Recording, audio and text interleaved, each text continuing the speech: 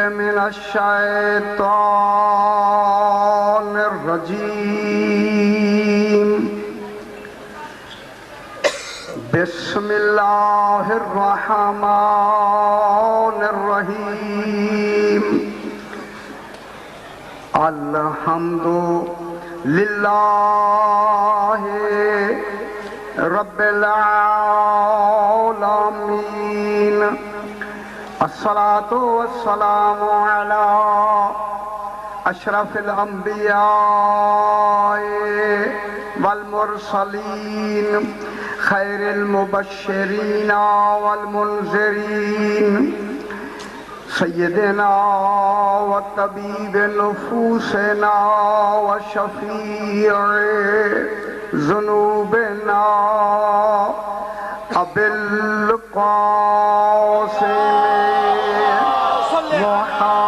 محمد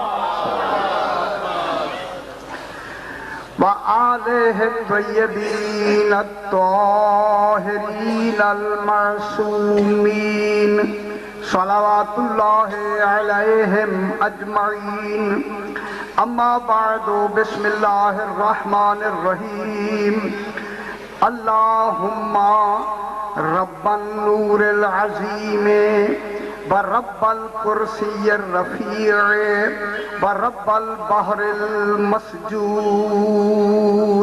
صلوات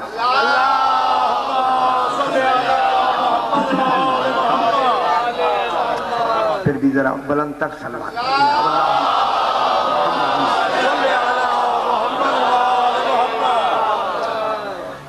میں نے آپ کے سامنے امام زمانہ علیہ السلام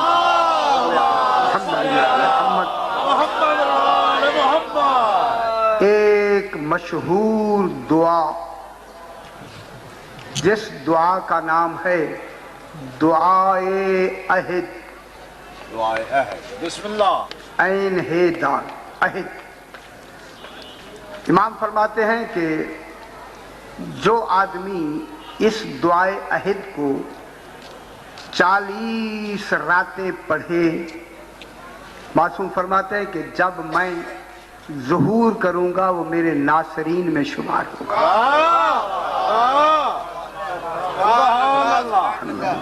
سبحان اللہ 313 اصحاب میں نہیں 313 اصحاب اور ہیں 313 ابھی مکمل نہیں ہوئے غور فرما رہے ہیں 313 جب مکمل ہو جائیں گے تو امام زمانہ کا ظہور ہو جائے گا ابھی تک وہ 313 مکمل نہیں ہوئے 313 کی شمولیت نہیں ہے ان 313 میں سب سے پہلے جو شامل ہے اسے جناب جبریل کہتے ہیں اور نہیں فرما رہے آپ سبحان اللہ جناب جبریل نے کسی نبی کی بیعت نہیں کی سرکار دو عالم تک کی بیعت نہیں کی میں کیا کہہ رہا ہوں بسم اللہ بسم اللہ لیکن جناب علی علیہ السلام کی بیعت نہیں کی توجہ فرمائیں بابا توجہ فرمائیں بسم اللہ لیکن جب امام زمانہ تشریف لائیں گے امام زمانہ کی بیعت کر کے جبریل امتی ہو جائے گا میرے 12ویں امام کا سبحان اللہ سبحان اللہ اور فرما رہے ہیں بیعت کرنا ہی امتی ہونا ہے جس کے 12ویں کا میں جملہ کہوں جس کے 12ویں کا جناب جبریل امتی ہے خدا جانے سرکار انبیاء کا کیا مقام ہو سبحان اللہ سبحان اللہ یہ دعائے عہد صرف آپ کی توجہ کر دلانے کے لیے یہ میں نے جملات کیا ہے اور سرکار دو عالم کے کتنی صحابہ کرام ہیں 1,24,000 ان میں فقط جناب سلمان فارسی ہوں گے 313 میں ابو ذر بھی نہیں ہوں گے سبحان اللہ سبحان اللہ सिलसिला में सलमान फारसी। फरमाया कि जो जी अपने मकसद की बात करें, तवज्जो हो गई आपकी, कि जो 300 फरमाया कि जो 40 रातें इसी दुआए अहद को पढ़े, फरमाया वो मेरे नासरीन में शुमार होगा। नासरीन की तादाद 10,000 से लेकर लाखों होगी। लाखों मैं कह रहा हूं। इमाम की जब नासरीन होंगे, नुसरत करने वाले लाखों होंगे, उनमें से वो इमाम के नासरीन में शुमार होगा। फरमाया अगर वो इस दुआ को पढ़ के इस दुनिया से इंतकाल कर जाए और इमाम ज़माना का उसकी जिंदगी में ज़हूर ना हो, लेकिन जब इमाम ज़माना ज़हूर फरमाएंगे तो इस दुआए अहद को पढ़ने वाले की रजअत होगी, उसे कब्र से उठा के इमाम के नासरीन में शुमार कर दिया जाए।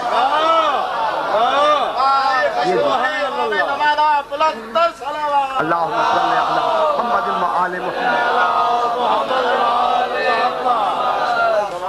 ये दुआए अहद जहां से शुरू हुई है, देखिए आपके सामने मैं उस पर बहस करता हूं, आप मुलादा फरमाएंगे कि इसमें क्या कमालात हैं।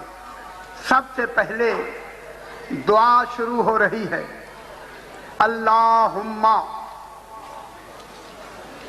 तर्जुमा है ऐ अल्लाह। कितनी फसाहत है इस जुमले में। बिस्मिल्लाह। ऐ अल्लाह, ऐ की भी हर्फ नहीं है और तर्जुमा ऐ का है। अल्लाहुम्मा में कोई ऐ है? या अल्लाह, या के माने ऐ होता है। या के माने क्या होते हैं? ऐ। अल्लाहुम्मा में तो ऐ नहीं है। और ये जो हर्फ निदा है ना बाबा, निदा दी जाती है दूर वाले को। मैं क्या कह रहा हूं? खालिद तो कहता है मैं तो शाहरग से भी ज्यादा करीब हूं। निदा किसे दी जाती है? निदा दी जाती है दूर वाले को, और कलाम किया जाता है करीब वाले से। करीब वाले से तो कलाम किया जाता है और दूर वाले से निदा दी जाती है। लेकिन खालिक दूर भी है, लेकिन यहां दूरी को करीब कैसे किया गया? मेरे तमाम हजरात यहां तशरीफ फरमाए, साहिबान इल्म तशरीफ रखते हैं जो फसाहत व बलागत से भी बाखबर है। यहां क्या कहा गया? अल्लाहुम्मा, ऐ अल्लाह। अब मैं आपसे सवाल करता हूं, अल्लाह खुद कभी नहीं कहेगा ऐ अल्लाह, अल्लाहुम्मा अल्लाह नहीं कहेगा, नहीं कहेगा। बिस्मिल्लाह। ना कह सकता है। खुद नहीं फरमा रहे आप। अल्लाहुम्मा अल्लाह कह सकता है, कोई दूसरा अल्लाह है? दूसरा तो अल्लाह है नहीं। फिर ये कौन सी जात है जिसने अल्लाह को लफ्ज़ अल्लाह से ताबीर किया? अल्लाहुम्मा अल्लाह तो कह नहीं सकता है ना बाबा, अल्लाह खुद नहीं कह सकता। कौन है जिसने अल्लाह के लिए ये लफ्ज़ अल्लाह की ये लफ्ज़ इस्तेमाल फरमाई और उसमें या की हर्फ भी नहीं है? अल्लाहुम्मा एक अल्लाह हो गया, आगे मीम के ऊपर शद है। खुदा गवाह सारा राज इसी मीम मुशद्दद में है। फरमा रहे, तवज्जो फरमाए बाबा, तवज्जो फरमाए। देखिए अरबी में कितनी फसाहत पैदा कर दी है अल्लाहुम्मा कहकर।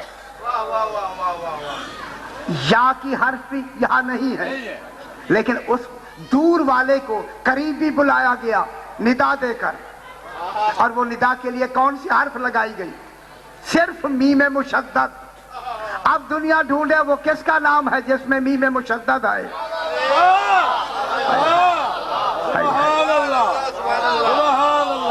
यही तो फलसफा दिया सरकार दो आलम और इमाम ज़माना में कि जब तुम इस पाक ज़ाते मुस्तफ़ा का नाम ले लोगे, दूर गया हुआ खालिक करीब हो जाता है।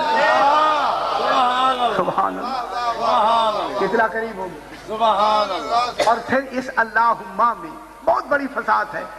या अल्लाह में इतनी फसाद नहीं है, या रब्बे में इतनी फसाद नहीं है, इतनी बलागत नहीं है जितनी अल्लाहुम्मा में बलागत है। जब आप अल्लाहुम्मा कहेंगे तो अल्लाह के जितने नाम जिनसे पहले हर्फ मीम आती है, اللہم کہنے سے گویا سارے نام آپ نے زبان پہ دہرا دیے. سبحان اللہ سبحان اللہ. اللہم کہا تو اللہ کے 27 نام ہیں. مومن ہے, مہیمن ہے, ملک ہے, یہ جتنے نام اللہ کے ہیں. اللہم کہنے سے 27 نام بھی زبان پر آ گئے. تو اب معلوم ہو گیا کہ اگر ہم نماز میں رب صلی کی بجائے اللہم صلی علی کہیں تو فصاحت اس میں زیادہ ہے. سبحان اللہ سبحان اللہ. اللہم صلی علی محمد وآل محمد. اللہم صلی علی محمد وآل. رب صلی علی میں اتنی فصاحت نہیں ہے جتنی اللہم صلی علی کہنے میں فصاحت ہے. اسی وجہ سے اللہم جب ہم کہتے ہیں تو کتنے نام زبان پہ آ جاتے ہیں؟ اللہ کے 27 نام ورد زبان ہو جاتے ہیں. اور کہا صرف اللہم بس. خدا جانے اس میم میں کیا فصاحت ہے, کیا ربط ہے خالق کے ناموں سے. بہت فرمائے میں کیا کہہ رہا ہوں. کہا تو اللہم ہی نا. سارے نظام فساد کو کس نے جمع کیا ہوا ہے؟ اسی میم مشدد نے. خدا جانے یہ نام کیسا رکھا گیا, کیسا رکھا گیا. اس لیے تو رسول فرماتے کہ میرا نام اس زمین پر محمد ہے, آسمانوں پر میرا نام احمد ہے. احمد کے معنی ہیں زیادہ حمد کرنے والا. حمد کرنے والا اس کو کیا کہتے ہیں؟ احمد. حمد کرنے والا تو زیادہ حمد کرنے والا ہے نا. رسول احمد نام ہے آسمانوں پر. جب احمد نام ہو گیا رسول کا آسمانوں پر, کون سی جگہ ہے وہ نام؟ ابھی بھی یہ میرا موضوع چل رہا ہے یہاں کراچی میں. یہ کون سا وہ مقام ہے کہ جہاں عالم جبروت و لاہوت کے نقطہ کمال کو مقام محمودہ کہتے ہیں. میں کیا کہہ رہا ہوں؟ جہاں عالم جبروت کا نقطہ کمال عالم لاہوت کے اس نقطہ کمال ولایت سے ملتا ہے, اس کا نام ہے مقام محمودہ. وہ مقام ہے جہاں ولایت الہ اور ولایت سرکار دو عالم ان 14 کی ولایت کا جو نقطہ اتصال ہے اس کا نام ہے مقام محمودہ. اللہ نے بھی حمد کی, انہوں نے بھی حمد کی, تب یہ مقام بنا مقام محمودہ. اللہ نے حمد کی ان کو بنا کر, آل محمد کو بنا کر. اللہ نے اپنی حمد کی, آل محمد نے بن کر اس کی حمد کی. میں کیا کہہ رہا ہوں؟ مقام محمودہ میں دونوں طرف حمد ہوئی. اللہ نے ان کو بنا کر اپنی حمد کی. ہاں میں ایسا حمد کے لائق ہوں کہ میں نے ایسا مصطفیٰ بنایا ہے.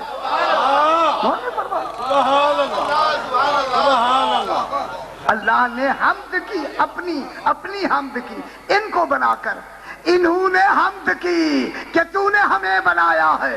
غور نہیں فرما رہے. پھر میں ایک جملہ کہوں, اللہ نے کبریائی میں اظہار کبریائی کر کے جو اسے زیبا ہے حمد کی کہ میں نے ان کو بنایا ہے. اپنی اظہار کبریائی کے لیے حمد کی. ان 14 نے شکرانے میں حمد کی. غور نہیں فرما رہے. اس کا نام کیا ہو گیا؟ مقام محمودہ. اللہ مقام محمودہ حمد ہوئی. تو یہ وہ مقامات ہیں کہ جو سارا نظام کس کے اندر ہے؟ اس میم مشدد میں. اللہم اے اللہ. دیکھیں اس کے نام لینے سے کتنی اللہ کے 27 نام مربوط ہو گئے صرف شد, میم کی شد کے ساتھ. کتنی بڑی فصاحت ہے اس نام میں. حمد کسے کہتے ہیں خدا نہیں جانا چاہتے. اللہم اے اللہ. اچھا فرمائیں جناب کہ یہ حرف ندا کی کیا تعریف ہے؟ پڑھے لکھے حضرات تشریف رکھتے ہیں. فرمائیں ندا کی کیا تعریف ہے؟ ندا کے معنی بلانا. ندا دینے والا ندا دیتا ہے, جسے ندا دی جاتی ہے اسے منادا کہتے ہیں. منادا. لیکن اس ندا دینے میں ایک ہوتا ہے دائی پکارنے والا, ایک ہوتا ہے مدعو جسے پکارا جاتا ہے. دائی پکارنے والا, مدعو جسے پکارا جاتا ہے. اب علماء نے, علامہ جلال الدین سیوطی نے اتقان, ایک ان کی بہت بڑی کتاب ہے, اس میں بھی انہوں نے بھی حوالے دیے ہیں, ہماری کتابوں میں بھی, لغت کی کتابوں میں بھی حوالے موجود ہیں. ندا کی یہ تعریف ہے کہ دائی کا بلانے والے کا مدعو کو اپنی طرف متوجہ کرنے کی طلب کا نام ہے ندا. غور نہیں فرما رہے میں کیا کہہ رہا ہوں. دائی کی جو بلانے والا ہے مدعو کو اپنی طرف متوجہ کرنے کی طلب کا نام ہے ندا. بابا ندا میں طلب ہوتی ہے, خواہش نہیں ہوتی. میں کیا کہہ رہا ہوں, ندا میں خواہش نہیں ہوتی, طلب ہوتی ہے. آپ متوجہ ہوں تو میں جملہ کہہ دوں, صاحبان علم تشریف رکھتے ہیں. اسی وجہ سے اللہ نے اپنے حبیب کو نام لے کر قرآن میں پکارا ہی نہیں ہے, کیونکہ ندا میں طلب ہوتی ہے. دیکھیں جناب موسیٰ کا نام لے کر حکم دیا, جناب عیسیٰ علیہ السلام کا نام لے کر حکم دیا, اس لیے پکارا یا آدم اسکن, جناب آدم کا نام لیا اور کہا کہ ٹھہرو. لیکن سرکار دو عالم کا نام نہیں لیا. کیوں نہیں لیا؟ کیونکہ ندا میں طلب ہوتی ہے, خواہش نہیں ہوتی. خواہش میں جد و جہد نہیں ہوتی, طلب میں وہ جد و جہد ہوتی ہے. جب تک مطلوب نہ ملے جد و جہد جاری رہتی ہے. میں کیا کہوں, جب تک اللہ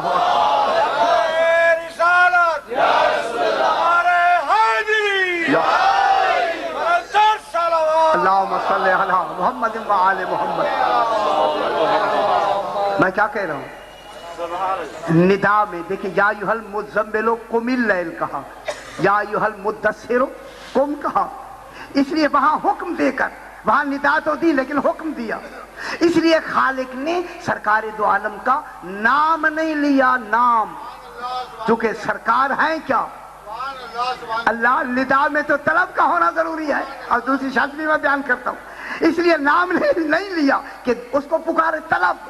طلب وہ ہوتی ہے کہ جو مطلوب کو خواہش نہ رکھے بلانے کی, طلب ہو. طلب میں جد و جہد مسلسل ہوتی ہے. ایک جملہ کہہ کے میں آگے بڑھتا ہوں. بابا یہ دیکھیں, طلب مطلوب کی طلب ہر ایک کی ایک جیسی نہیں ہوتی, ہر ایک کی طلب الگ الگ ہوتی ہے. علامہ قلب حسین صاحب قبلہ فرماتے ہیں کہ ایک دن ایک صاحب نماز پڑھ رہے ہیں, آگے سے ایک آدمی گزر گیا تو اس نے نماز توڑ کر کہا سرکار آپ نے میری نماز توڑ دی ہے. توڑ کر کہا, میں کیا کہہ رہا ہوں, آگے سے گزر گئے تو انہوں نے کہا آپ نے میری نماز توڑ دی ہے. گزرنے والے نے کہا بابا میں نے جس کی طلب میں جا رہا تھا میں نے تمہیں دیکھا ہی نہیں ہے.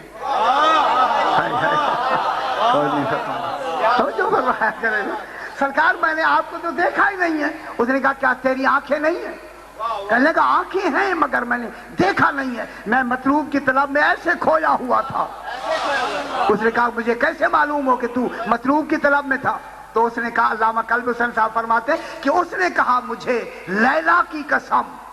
اب تو کوئی تو ہوگا نا جو لیلا کا پرستار ہے, مطلوب ہے, مجھے لیلا کی قسم میں نے آپ کو نہیں دیکھا. جب یہ کہا تو اب مجنو نے اسی کو کہا جس کی نماز کہتا میری ٹوٹ گئی. کہنے لگا میں نے تو لیلا کی طلب میں تجھے نہیں دیکھا, تو نے خدا کی طلب میں مجھے کیسے دیکھ لیا؟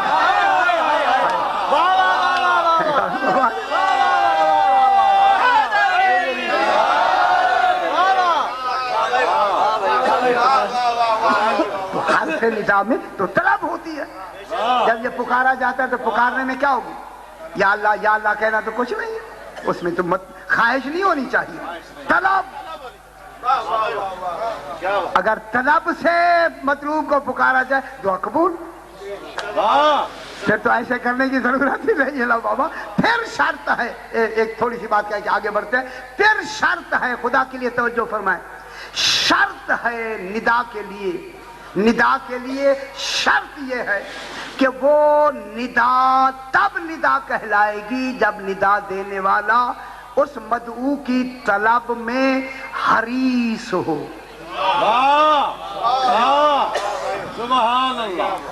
حریص میں کہہ رہا ہوں، حریص، حرص رکھتا ہو. حرص، آپ پتہ ہے کہ حرص کیا ہوتی ہے؟ حرص کسے کہتے ہیں؟ حریص. حالانکہ حرص اچھی نہیں ہے، لیکن امور دین میں حرص عبادت ہے. یہ بھی ہو جائے، یہ بھی میں کر لوں، یہ بھی، یہ حرص ہے، یہ حرص ہے. لیکن یہ حرص ویسے اچھا نہیں ہے. جناب خضر علیہ السلام نے جناب ذوالقرنین سے کہا کہ یہ پتھر تولو. ایک پتھر دیا، اتنا سرکار اتنا پتھر دیا کہ اسے تولو. اب جب وہ پتھر رکھ کے اس کے مقابلے میں بڑا پتھر رکھتے ہیں، یہ چھوٹے والا وزنی ہو گیا. اس نے کہا یہ کیا ہوا؟ یہ جو چھوٹا سا پتھر ہے بڑے پتھر کے مقابلے میں وزنی ہے. پھر اسے دو پتھر بڑے بڑے رکھ دیے، تو وہ چھوٹا پتھر اور وزنی. تین پتھر بڑے رکھے، پھر بھی یہ وزنی. اس نے کہا بابا یہ چھوٹا سا پتھر ہے، یہ وزنی کیوں ہو گیا؟ روشنی فرما رہے، اب تو سمجھ آ رہی ہے نا بابا. جناب خضر نے فرمایا بھائی ذوالقرنین یہ چھوٹے پتھر پہ مٹی ڈال دو. اب جو مٹی ڈالی تو مٹی ڈالنے سے تو وزن بڑھنا چاہیے. وہ مٹی میں جو چھپ گیا اوپر ڈالا تو چھپ گیا، تو اس کو تو اور وزن ہونا چاہیے، مٹی کا وزن ہونا چاہیے. اب جو تولا وہ ہلکا ہو گیا. اب سرکار ذوالقرنین نے کہا خضر بھائی یہ کیا ماجرا ہے؟ مٹی ڈالنے سے وزن بڑھنا چاہیے، یہ گھٹ کیوں گیا ہے؟ کہنے لگا یہ پتھر نہیں ہے، یہ حرص ہے. حرص تب ختم ہوگی جب منہ پہ مٹی آئے گی.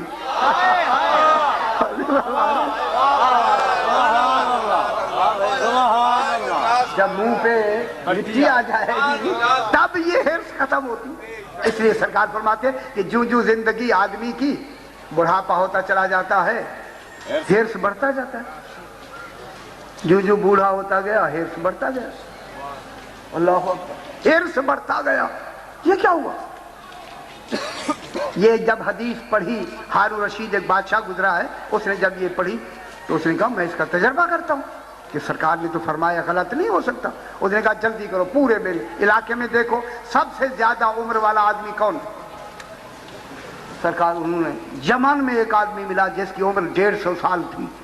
وہاں انہوں نے کہا کہ جناب 150 سال ہے، ہو سکتا ہے بغداد تک بھی نہ پہنچے.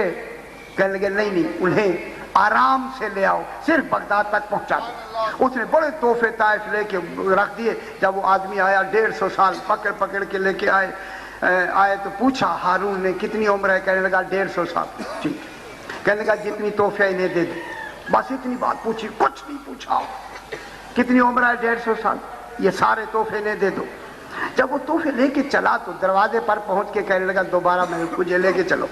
ہارون کے پاس آ کے کہتا ہے ہارون میں اس لیے آیا ہوں. کہنے لگا احتیاط کرے کہیں راستے میں نہ دم دے دے، یمن تک پہنچ جائے، اتنا کمزور ہے. اب جو پلٹ کے آ کے کہتا ہے ہارون اگلے سال بھی اتنی انعام دے گا.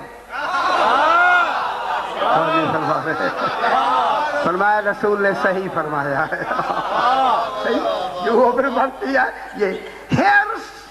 لیکن امور دین میں حرص عبادت.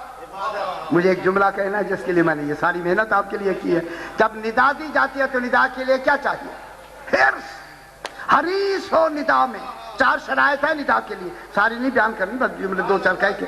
ندا کے لیے حرص ہونا، حریص ہونا ضروری. اب میں ایک جملہ کہتا ہوں اگر آپ متوجہ ہیں تو. اللہ نے اپنے حبیب کو یا حبیبی نہیں کہا، یا محمد نہیں کہا.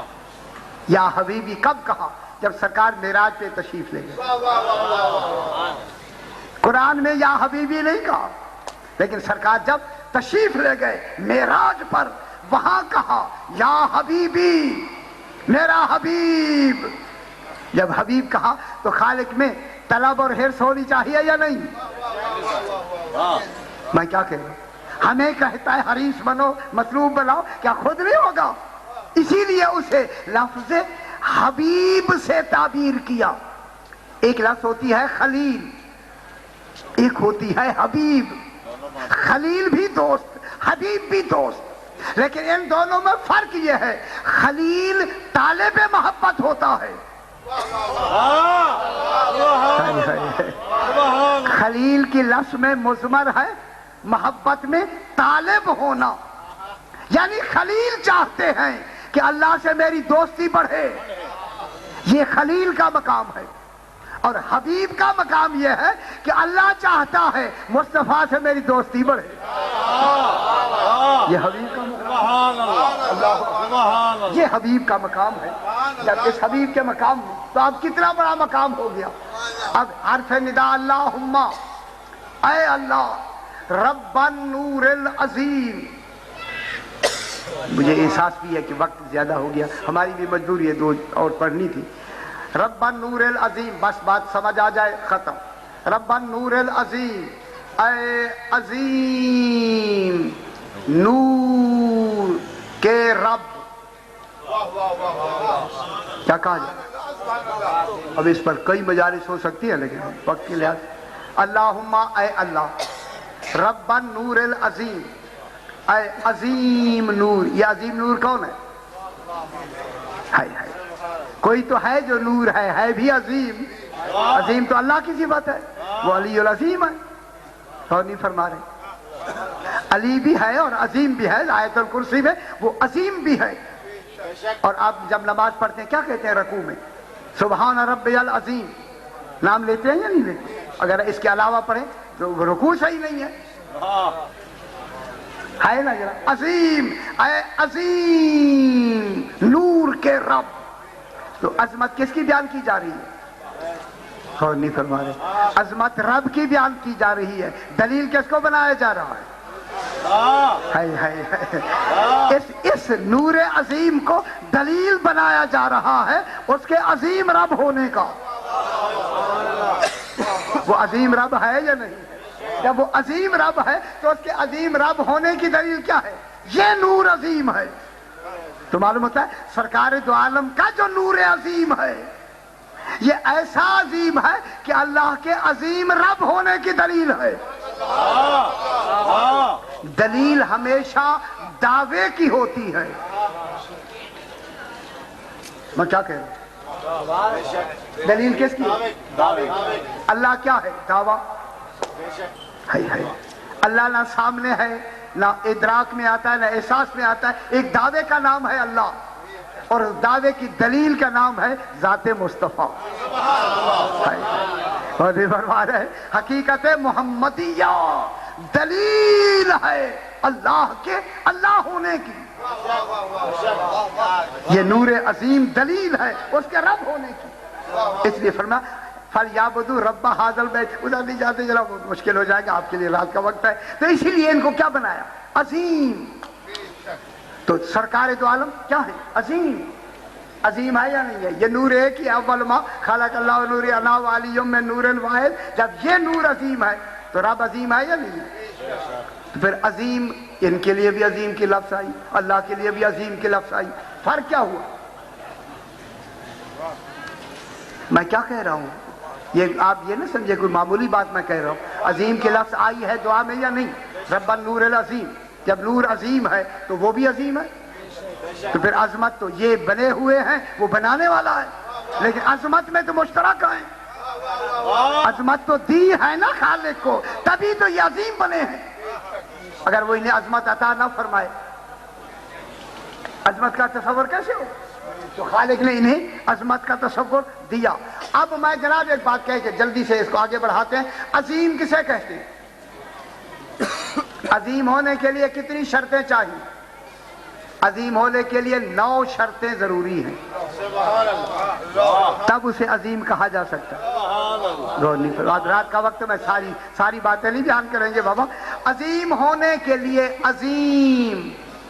اب میں کیا کہوں, سرکار دو عالم خدا جانے کتنے عظیم ہیں, حضور پاک کتنے عظیم ہیں. قسم ہے پروردگار کی ان کی عظمتوں کے، ان کا جو باطنی عظمت کا مقام ہے اسے مقام ولایت کہتے ہیں، ظاہری مقام کو نبوت کہتے ہیں۔ سامنے ہمارے جو چہرہ ہے یہ نبوت کا چہرہ ہے، ولایت کا چہرہ تو توحید کی طرف ہے۔ سرکار دو عالم کی جو ولایت کا چہرہ ہے، یا علی، اس لیے فرمایا گیا النبی لہو وجہان، نبی کے دو چہرے ہوتے ہیں، وجہہ الی الحق ووجہہ الی الخلق۔ نبی کے دو چہرے ہوتے ہیں، ایک چہرہ حق کی طرف ہوتا ہے، ایک چہرہ مخلوق کی طرف ہوتا ہے۔ ہماری ہدایت کرتے ہیں یا نہیں کرتے؟ ہادی ہیں یا نہیں؟ چہرہ ہماری طرف ہے تبھی تو ہادی ہے نا۔ تو ایک چہرہ تو ہو گیا ہماری طرف، ایک چہرہ ہو گیا اللہ کی طرف، وہاں سے لیتے ہیں نا، ہم تک پہنچاتے ہیں۔ وجہہ الی الحق ووجہہ الی الخلق، نبی کے دو چہرے، ایک چہرہ حق کی طرف، ایک چہرہ مخلوق کی طرف۔ وجہہ الی الحق ولی، نبی کا جو چہرہ حق کی طرف ہوتا ہے ادھر سے ہوتا ہے ولی۔ وجہہ الی الخلق نبی، جو چہرہ مخلوق کی طرف ہوتا ہے ادھر ہوتا ہے نبی۔ معلوم ہوتا ہے سامنے، اچھا نہیں، سامنے جو ہمارے چہرہ ہے یہ نبوت کا چہرہ ہے، اندرون جو ہے چہرہ خالق کی طرف وہ ولایت کا چہرہ ہے۔ میں کیا کہہ رہا ہوں؟ ولی، تو اب ولایت اور نبوت میں کیا تعریف ہوئی؟ ولایت باطن نبوت ہے، نبوت ظاہر ولایت ہے۔ اور نہیں فرما رہے، اب کیا بات ہوگی؟ نبوت، دیکھیں ولایت باطن نبوت ہے، نبوت ظاہر ولایت ہے، ادھر سے لیتا ہمیں پہنچاتا ہے۔ اب میں جملہ کہہ دوں، لیتے وقت ولایت ہے، پہنچاتے وقت نبوت۔ اللہ نبی ہے یا نہیں؟ جب رابطہ ہے تو وہ بھی عظیم ہے۔ آپ کا اور ہمارا رابطہ تو ایک منٹ کے لیے نبوت کا رابطہ خالق سے منقطع نہیں ہے، سرکار دو عالم کا رابطہ منقطع نہیں۔ محمد رسول اللہ ہر وقت ہم پڑھ رہے ہیں، ابھی بھی پڑھتے ہیں یا نہیں پڑھتے؟ محمد الرسول اللہ، سرکار رسول ہیں، تھے نہیں، آج بھی ہیں، آج ہیں، ہے نا بابا، یہ ہیں بتا رہا ہے کہ رابطہ مسلسل ہے۔ جب مسلسل ہے تو وہ بھی عظیم، سرکار بھی عظیم۔ توجہ فرمائے، میں عظیم کے لیے ایک جملہ کہہ کے ابھی مسائل تھوڑا سا پڑھ لیتے ہیں۔ جب عظیم ہیں، عظیم کے لیے کیا شرطیں چاہیے؟ کتنی شرطیں چاہیے کہ وہ عظیم کہلائے؟ عظیم کے لیے پہلی شرط یہ ہے، عظیم بابا جہاں تک میری آواز آ رہی ہے، عظیم اسے کہتے ہیں جس کے لیے جھکنا واجب ہو۔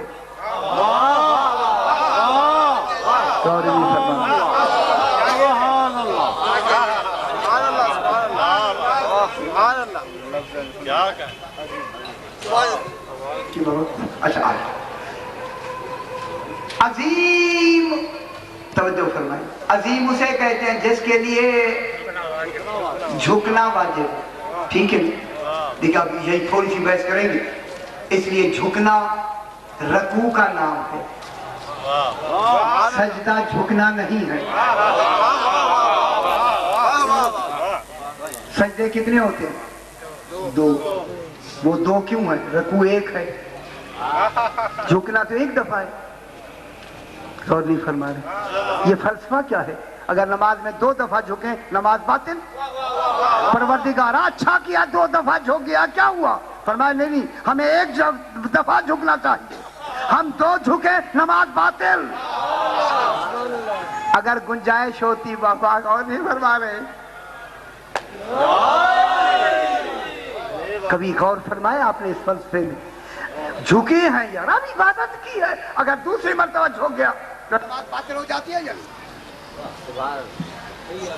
اچھا، اللہم صلی علی محمد وعلی، ٹھیک ہے۔ جب اب فرمائے پھر میں مسائل کی طرف آ جائیں۔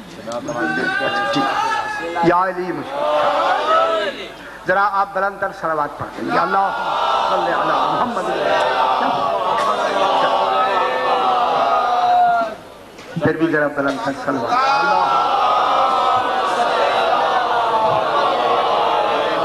برائے ظہور امام زمانہ بلند تر صلوات.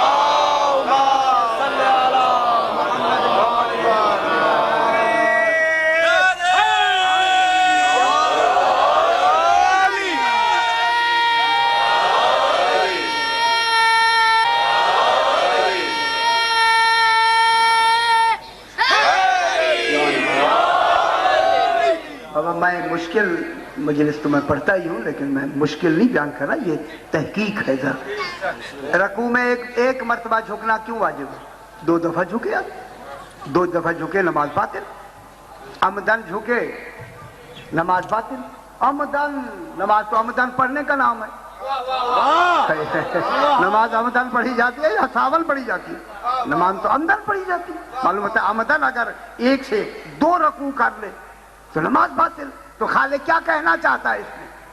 خالق کہنا چاہتا ہے میری بارگاہ میں 1 مرتبہ جھک لو, جھکنے کے لیے تیار رہو. اگر تمہیں موقع نہ ملے جھکنے کا, میں کراچی میں جملہ کہہ رہا ہوں, اگر تمہیں جھکنے کی کوشش کرو, اگر تمہیں زندگی کے آخری لمحے میں بھی جھکنا مل جائے میں ہور بنا دوں گا.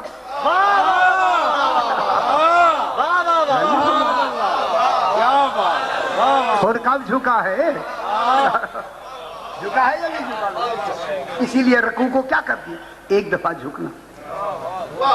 سجدے 2 دفعہ, 2 دفعہ اس لیے سجدے ہیں. ہو سکتا ہے کہ پہلا جھکنے سجدہ جو کیا ہے ہو سکتا ہے کہ رواداری میں یا خوف میں یا غلبے میں کیا ہو, لیکن جب دوسرا کرے گا وہ صحیح ہوگا. بندگی کی آخری منزل کا نام سجدہ, اس لیے سجدے 2 قرار دے دیے. اور جھکنا 1 دفعہ. دیکھیں بابا, جھکنا کس کا ہوتا ہے؟ یہ جسم کا جھکنا, ٹھیک ہے. اس جسم کے جھکنے کو خضوع کہتے ہیں, دل کے جھکنے کو خشوع کہتے ہیں.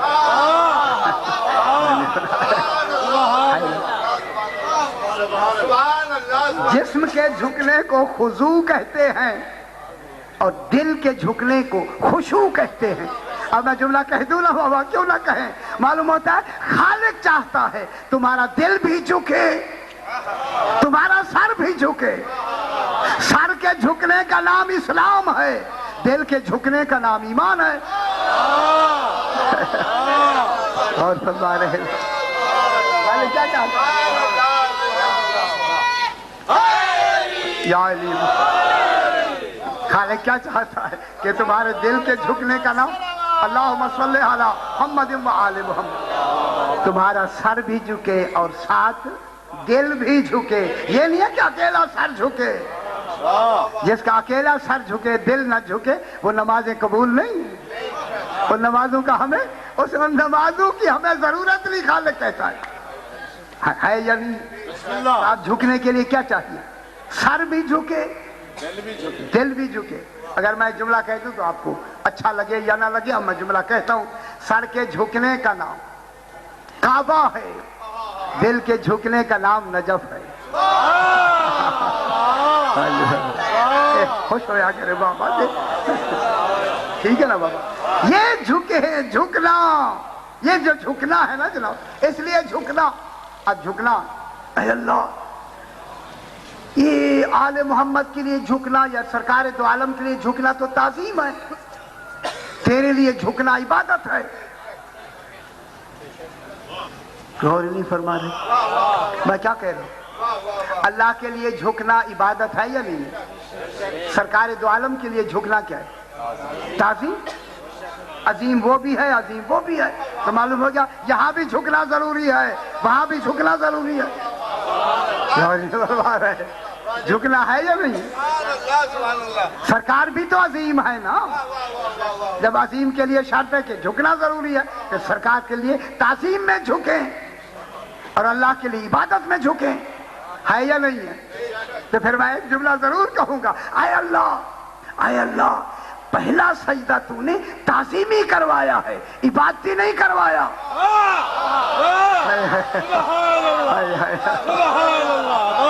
بات سمجھ آ رہی ہے نا بابا؟ فرشتوں جو تو نے سجدہ کروایا ہے تعظیمی کروایا ہے، عبادتی نہیں کروایا۔ لیکن اتنا ضرور میں کہوں گا پروردگارا تیری عبادت کا تو وقت مقرر ہے، سرکار دو عالم کی تعظیم کا وقت مقرر نہیں ہے۔ تیری عبادت کسی پر ہے کسی پر نہیں ہے، لیکن سرکار دو عالم کی تعظیم ہر وقت ہے، ہر ایک پر ہے۔ غور نہیں فرمایا؟ پھر میں جملہ کیوں نہ کہہ دوں، جو ہر وقت ہو ہر لمحہ ہو وہ تو اصول دین ہوتا ہے، جو کبھی کبھی ہو فروع دین ہوتا ہے۔ یہ ہے یہ، اسی لیے بس اب ایک بات کو تھوڑا سا آگے بڑھا کے مسائل پڑھ لیتے ہیں، وقت زیادہ نہ لیں ورنہ میرے لیے تو کوئی مشکل نہیں ہے، یہ تو بڑھایا جا سکتا ہے۔ اللہم صلی علی محمد و آل محمد۔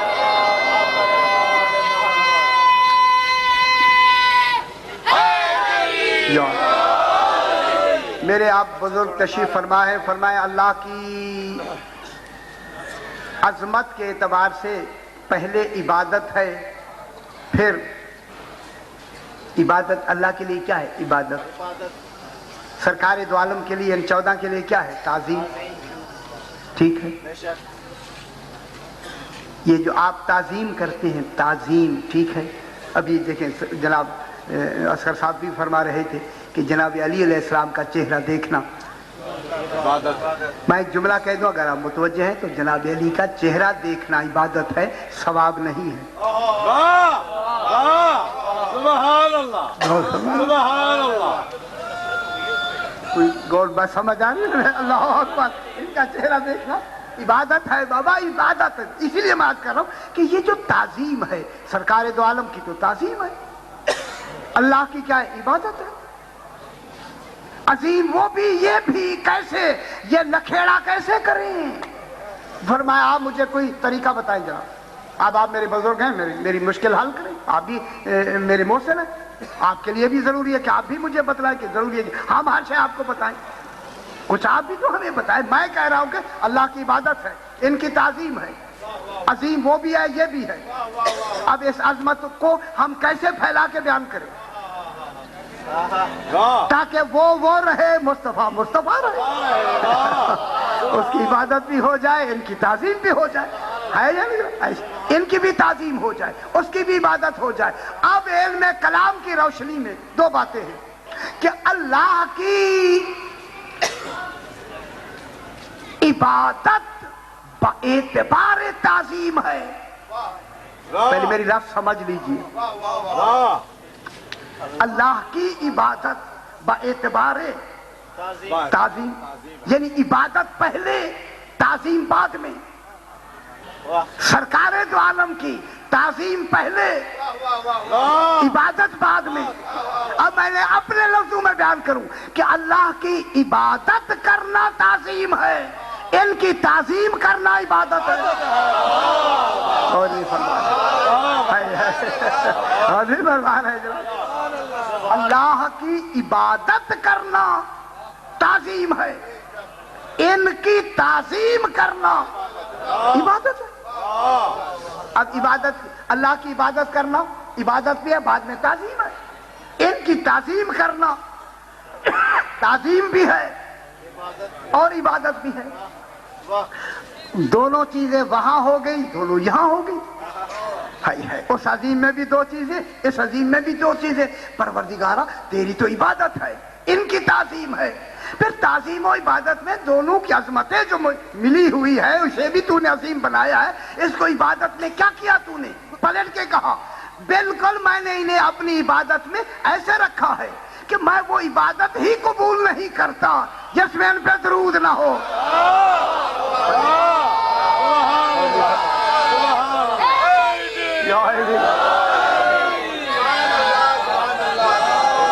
اب کتنی بڑی بات ہوگی، یا علی مصطفیٰ، ان پر کیا ہے، ان پر درود ہے یا نہیں؟ दरूद पढ़ें और एक दफा दरूद पढ़ना जरूरी है। हर मर्तबा कहें तो इबादत में एक कमाल पैदा होता है, लेकिन एक दफा वाजिब है। एक दफा 2 रकअत नमाज में कितनी मर्तबा पढ़ना वाजिब है? एक दफा ना। तशहुद में पढ़ें एक दफा वाजिब है। मालूम होता है वाजिब तो है ना, ये ना पढ़े सारी नमाज पढ़े ये छोड़ दें, है। सारी इबादत गई, सारी मेहनत गई, वुजू गया, नमाज गई, मेहनत गई, सारी मेहनत गई। तो मैं कहूं कि अगर आले मोहम्मद पे दरूद ना पढ़े तो इबादत चली जाती है। अगर इन्हें दिल से ना माने तो फिर ईमान कहाँ चला जाता है। खुदा के लिए इन्हें माने। ये ज़वात पाक वो हैं जिन्हें खालिक ने अपने कमालात का नमूना बनाकर, इन्हें अजीम बनाकर, इनको अपने इल्म से मुख्तस फरमा के रसूल को खजाना इल्म बना दिया है।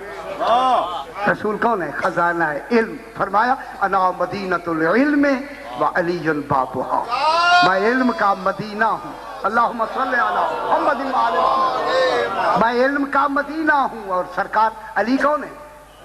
दरवाजा है। शहर दरवाजों से सजता है। शहर उसे कहते हैं जिसमें हर जरूरत की शय हो, वरना वो शहर नहीं कहलाता, देहात होता है बाबा। शहर में हर जरूरत की शय। मदीना है रसूल। दरवाजा कौन है? अली इब्न अबी तालिब। जनाब अली ने फरमाया ना मदीनतुल इल्म व अलीयुन बाबुहा। एक यहूदी आया, अल्लामा मजलसी लिखते हैं, यहूदी आया, कहने लगा सरकार पूरे मदीने का आप दरवाजा है, इल्म नबी पाक के इल्म के मदीने का दरवाजा है। कहने लगा मेरे पास भी जनाब अली जितना इल्म है। अब कहने से क्या होता है? उसने कह दिया तो कह दिया, सरकार के जितना मेरे पास भी इल्म है। जब आके वो बैठ गया ना यहूदी, और आके बैठा, यहूदी जो समझते हैं ना, जो जनाब मूसा अलैहिस्सलाम को मानते हैं उन्हें यहूदी कहते हैं। आके जब बैठ गया तो सरकार ने उस यहूदी की तरफ फरमाया मेरी तरफ देख। अल्लामा मजलसी लिखते हैं कि उस यहूदी ने जनाब अली की तरफ देखा तो जनाब अली ने मेरे बाबा ऐसे बिला तशबीह मेरी तरफ देखे बाबा, हाथ को दराज किया। अब जो वापस हाथ किया तो मुट्ठी बंद थी जनाब अली की। वाह। फरमाया यहूदी तू दिल में वो ये कह के आया था ना कि मेरा इल्म जनाब अली जितना है। तो सरकार ने फरमाया बता मेरी मुट्ठी में क्या है? ये क्या हुआ? बता मेरी मुट्ठी में क्या है? उसने फौरन कहा सरकार आपकी मुट्ठी में अंडा है। और अंडा था, ओ फुला पहाड़ी के ऊपर अंडा रखा था, आपने अपने इल्म से वहां से उठा लिया है।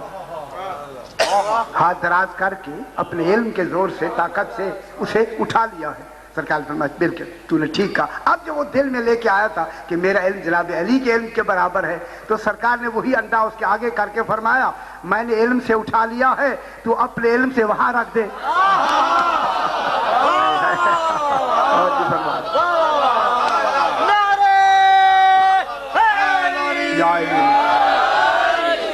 अच्छा हुआ कि तू अपने इल्म से वहां रख दे। खुदा गवाह अली अलैहिस्सलाम के कदमों में गिर के कहता बोला मेरा ये इल्म नहीं है। सुभान अल्लाह। ये कहकर जनाब अली ने उसे एक सवाल कर, सरकार ने फरमाया अच्छा तू ने ये जो मेरा सवाल का जवाब दे दिया, अंडा बता दिया कि मेरे हाथ में है, ये कमाल कहां से हासिल किया? कहता है मैंने अपने नफ्स की मुखालफत कर। अब रियाजत की तरफ मैं बयान करूं फिर आप घबराएंगे, इसलिए वो मैं लफ्ज़ रियाजत छोड़ते हैं, रियाजत मुर्ताद से होती है। अच्छा मौला मैंने अपने नफ्स की मुखालफत करके ये कमाल हासिल किया। बस हम क्या कमाल, कैसे, क्या मतलब हुआ? जनाब अली ये नहीं है कि समझे नहीं, हमें समझाने के लिए, ताकि ये वाक़या लिखा जाएगा उन्हें समझ आएगी। हमारे लिए जनाब अली के लिए नहीं है, ख्याल कराए बाबा।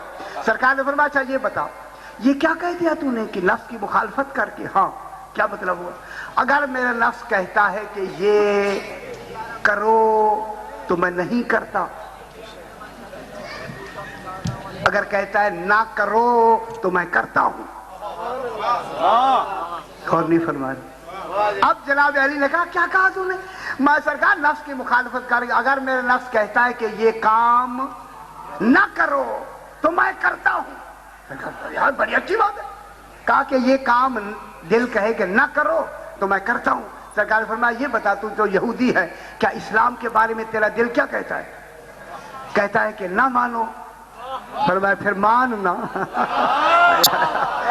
फरमा रहे जब तूने नफ्स की ہے تیری نفس کی مخالفت کر کے یہ کمال حاصل کیا ہے، تو تیرا نفس کہتا ہے اسلام کو قبول نہ کرو تو کرو نا۔ غور نہیں فرما رہے، خدا کا جیسے کھڑا تھا بیٹھا، اٹھ کے ایسے بیٹھا، تڑپ گیا مچھلی کی طرح، کہنے لگا مولا جلدی کرے مجھے اسلام پڑھا دی۔ سرکار نے فرمایا یہ تڑپا کیوں ہے؟ کہنے لگا ایسی دلیل زندگی میں کسی نے دی ہی نہیں ہے۔ یہ ہے جو خالق کے نمائندے ہیں۔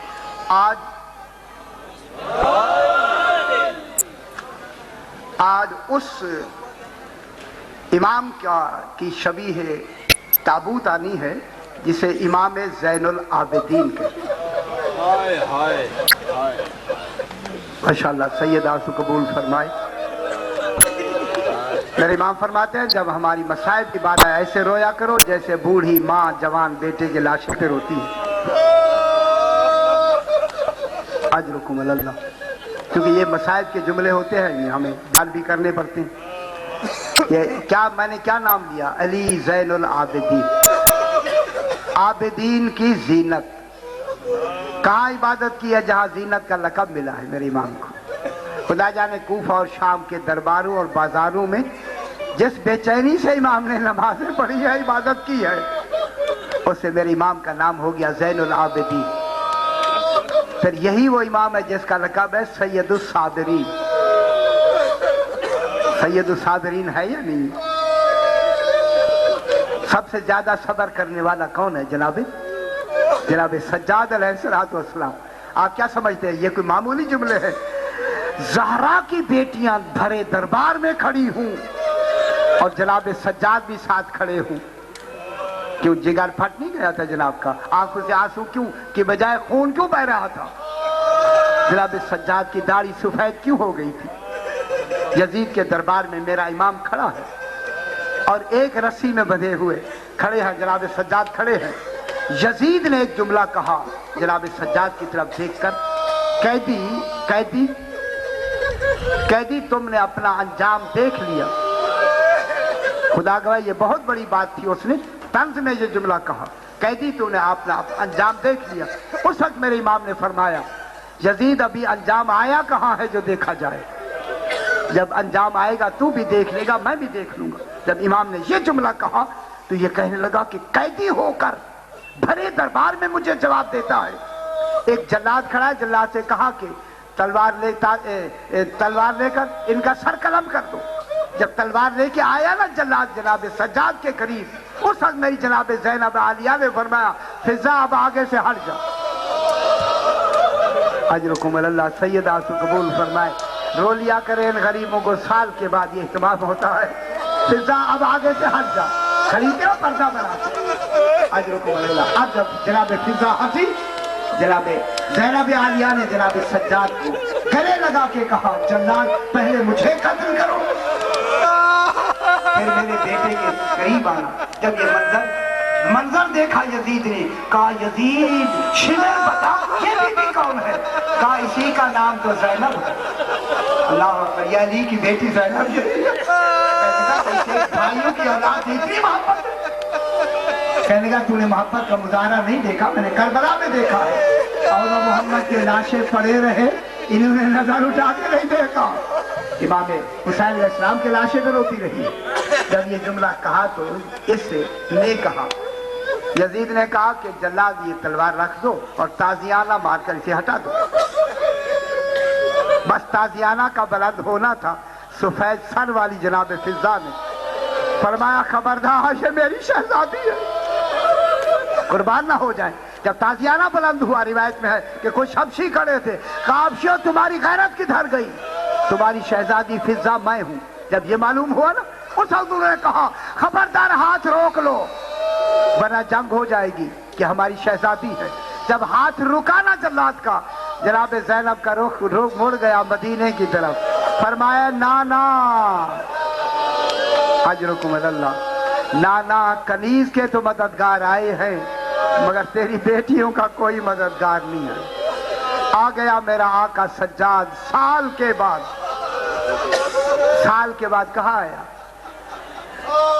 شام سے مدینے۔ ہر وقت میرا امام روتا رہتا ہے۔ अज़ादर मसाइल के जुमले हैं, ये बयान होने चाहिए। 3 साल के बाद एक सहाबी रसूल है जिसका नाम मिनहाल लिखा है। मिनहाल इमाम को मिलने के लिए आया, मिलने के लिए सरकार सज्जाद अलैहिस्सलाम मिलने के लिए आया ना जब मदीने में, तो पता लगा इमाम मस्जिद नबवी में नमाज पढ़ रहे हैं। मिनहाल कहता है जो ही मैं दाखिल हुआ मैंने इमाम को नमाज पढ़ते देखा, क्या कि बेचैनी से इमाम नमाज पढ़ रहा है। एक कदम उठाते हैं दूसरा रखते हैं, एक कदम उठाते हैं दूसरा रखते हैं। जब ये बेचैनी मैंने देखी, मैंने जब इमाम ने नमाज खत्म की तो मैंने सारा पहले ये सलाम किया, मौला बेचैन हो के नमाज क्यों पढ़ रहे थे। मेरे इमाम ने रो के फरमाया, मिनहाल करबला के वाक़े को 3 साल गुजर गए, अभी करबला के जख्म अच्छे नहीं हुए। मैं कुर्बान ना हो जाऊं, अल्लाह अकबर। जब 3 साल के बाद जख्म अच्छे नहीं हुए ना, इमाम ने फरमाया, मिनहाल कहता है मेरे दिल में ख्याल आया वो कैसे जख्म है जो 3 साल के बाद भी अच्छे नहीं हुए। ये कह के इसने कहा, मौला मैं उन जख्मों की जियारत करना चाहता हूँ। अज़ादर इमाम ने जो पिंडली से कपड़ा हटाया, मिनहाल कहता है मैंने देखा सफेद हड्डियां थी, हाय हाय हाय हाय, उन पे गोश्त नहीं था। मैंने रो के कहा, मौला ये गोश्त कहाँ गया। फरमाया मैं ऊंट पर नहीं बैठ सकता था, उन्होंने मेरी एक टांग से एक जंजीर को बांधा, दूसरी इधर बांधा। जब उन्होंने तेजी से ऊंट दौड़ाए, जंजीर गर्मी से तपे न जिस वक्त, गोश्त कट कट कर जमीन पर गिरता गया। ये कहकर इमाम ऐसे रोए, इमाम की जिंदगी से मायूस हो गया। तब इमाम होश में आए, मैंने कहा मौला ऐसे ना रोया करे, मैंने कहा आपकी जिंदगी से मायूस हो गया। इमाम ने फरमाया मेरे हाल तूने इंसाफ नहीं किया, जनाब यूसुफ याकूब का एक यूसुफ आया था। ऐसे रोए थे कि आंखें सुबह हो गई, मेरे एक दिन में 18 यूसुफ चले। ला मिसला लहुम वला नज़ीर, ना उनकी मिसाल मिलती है ना उनकी नज़ीर मिलती है। अल्लाह का ये कहकर इमाम ने रोना शुरू किया। फिर इमाम ने इसने कहा, मौला शहीद हो जाना तो जवानों के लिए अजमत होती है। फरमाया अजमत बेशक है, क्या माओ और बहनों का सरे बाजार है बरहना सर जाना। बस शहाबुद्दीन जोहरी, आखिरी अभी शबी आने वाली है, शहाबुद्दीन जोहरी कहता है मैं मेरे बेटे की शादी, मैं इमाम के पास आया, मैंने कहा मौला मेरे बेटे की शादी है, आप शादी में तशरीफ ले आए। अज़ादारो आपके चौथे इमाम ने रो के फरमाया, जोहरी जब से मेरा अली अकबर जीन से गिरा है मैं शादी में जाने के लायक नहीं रहा, शादी में नहीं जाऊंगा। शादी हो गई, जब हो गई फिर इमाम ने आया, मौला शादी हो गई है, मेरे घर में जीनत फरमाए। इमाम ने फरमाया मेरे बाबा की मजलिस कराओ। मैं क्या कह रहा हूँ, फिर मैं आ जाऊंगा। शहाबुद्दीन जोहरी ने चीदा चीदा आदमी मोमिन बुलाए, इमाम को सफ़े आज़ा पे बिठा के पढ़ने वाला पढ़ना शुरू करता है। जब मसाइल शुरू हुआ, जोहरी कहता मैं रोते रोते मैं बेहोश हो गया। अब जब मुझे होश आया तो मैंने देखा मेरा इमाम, चौथा इमाम जहाँ मैंने बिठाया था वहां नहीं है, जहाँ मोमिनीन की ओ पापोश रखे हैं, मेरा इमाम वहां कर दरवाजे पे मौजूद है। मैंने आके इमाम के कदमों पे सर रख दिया। मैंने कहा मौला आपकी जगह तो वो थी, यहाँ क्यों बैठे हैं। फरमाया जोहरी तुझे नहीं मालूम कि तेरी मजलिस में कौन कौन आया है। तेरी मजलिस में मेरा नाना रसूल आया है, दादा अली आए हैं, बाबा हुसैन, मेरी माँ जहरा ले आए ना मौला की शबी। मैं कहता हूँ मौला मौला हम मदीने में नहीं थे, जनाब सज्जादा का हम मदीने में नहीं थे, लेकिन तेरी शबी बना के आज भी तैयार है और मातम करने के लिए तैयार है। मातम जनाब सज्जाद